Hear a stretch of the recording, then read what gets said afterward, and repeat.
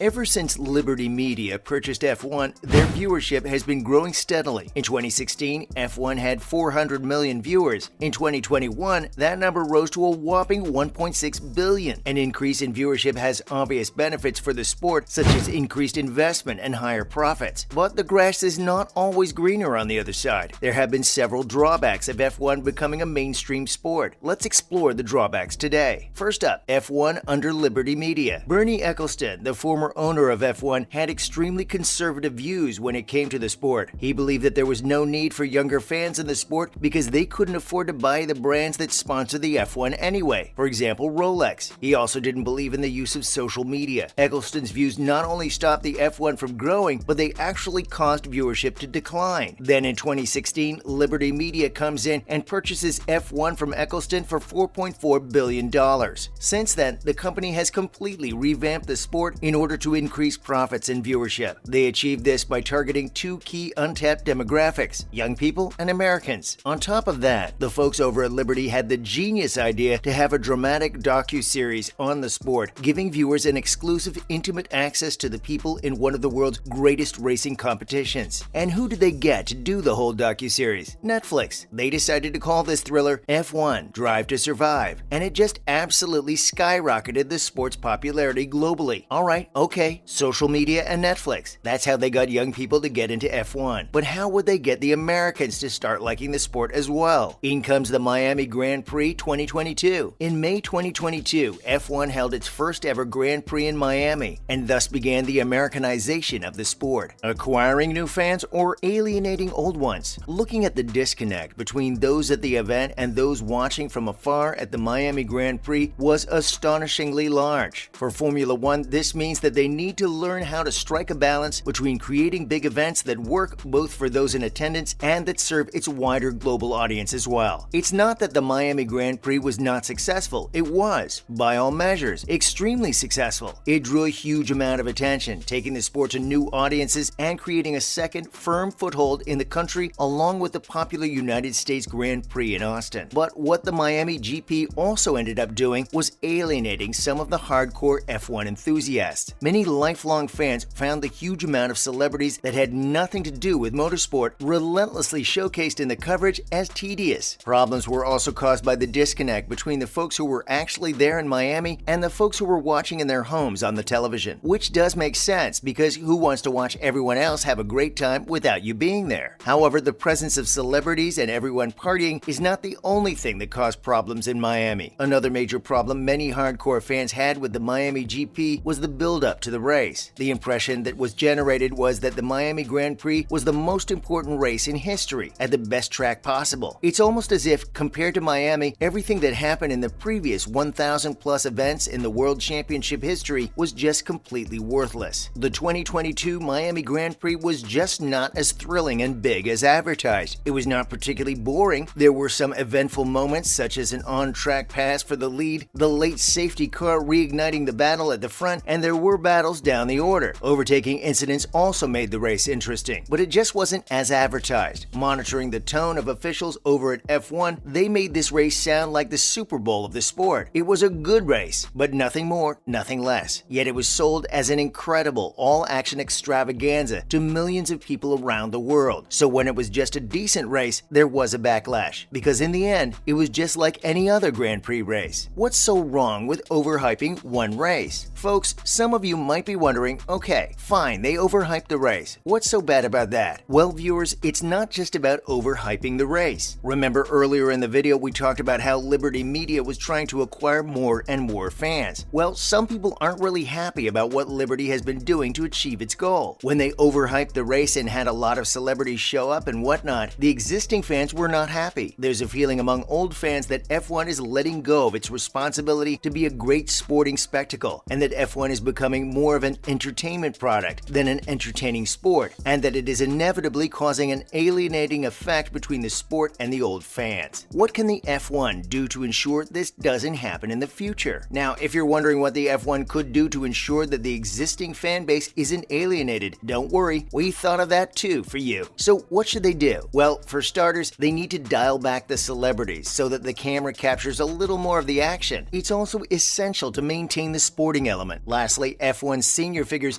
need to tone down their shouting about how grand everything is and focus on delivering the race at its best. They should show everyone how amazing things are rather than telling them. Alright viewers, time for some more news coming straight from the F1. Track or marina? When the folks at F1 pictured a race in Miami, they envisioned sun, sand, beaches, water, and yachts. Obviously, they weren't going to get all that on a racetrack naturally, so what did they do? They built a fake marina with fake water but real yachts. This man-made marina is a 25,000 square foot dry dock designed to look like water with a track built around it. This step was taken as part of F1's plan to expand its viewership, as mentioned earlier in the video. Now let's talk about what one of our favorite veteran racers, Quirky Dressers, thinks about the track marina. Next, Sebastian Vettel, veteran racer or climate activist. If any of us were in Miami, we'd probably be too busy admiring the wealth, the yachts, and the party scene. However, if you're Vettel, you've already seen all of that. You're not worried about having a good time. You're more concerned about leaving a better world for the next generation. However, Vettel could have gone two ways about his activism. He could have talked about it to the press, or he could have, well, done what he did. Rather than plain old boring activism, Vettel wore a t-shirt at the race's opening party bearing an illustration of a race car driver breathing underwater with a snorkel. The t-shirt had Miami 2060, first Grand Prix underwater, with Act Now or Swim Later underneath it. Miami, along with Mumbai, Shanghai, NYC, and Jakarta, is considered by some to be one of the fastest sinking cities in the world and could be underwater by 2050. It's worth noticing that Vettel was the only racer to wear something other than his team's uniform. What Vettel did may seem like a bold choice to some, but when you factor in the increasingly worrisome future of Miami, it seems quite appropriate. And that's not all he did that weekend. He also, wait for it, wore his underwear over his regular clothes. I'm sure by now you're all a little confused. What's his deal? Well, we'll give you guys some context. All of this started when Lewis Hamilton threatened to boycott this weekend's Miami Grand Prix if the FIA, which stands for Fédération Internationale de l'Automobile, moved to ban jewelry from the cockpit of the cars. Instead of boycotting the Grand Prix, Hamilton just showed up to the event wearing around 10 rings, 3 watches, a bracelet, and a bunch of chains as a protest. Well, Hamilton's odd activist friend was obviously going to support his buddy. So to show his support for the Mercedes driver, Vettel wore a pair of gray underwear over his regular clothes. And Max Verstappen wins the Spanish Grand Prix. Max Verstappen said he really enjoyed the cool fight with Mercedes' George Russell during the Spanish Grand Prix. However, Red Bull's reigning champion claimed he was frustrated because of a DRS issue that had perhaps stopped him from passing even sooner. Although Verstappen had qualified second for the race, he finished first. More than Verstappen, this win will benefit Red Bull the most. Red Bull's 1-2 finish was backed by Perez, their second driver, who helped Red Bull leave Spain with the lead in both championships. Just like Charles Leclerc, they too are expected to perform extremely well in Monaco this Sunday. Well, that's all we have for you guys today. So what do you all think about the revamped F1? Do you all think it's better than before, or has it gotten too brash and loud? Let us know all your thoughts in the comment section below. Don't forget to like and subscribe if you enjoyed this video. See you guys next time.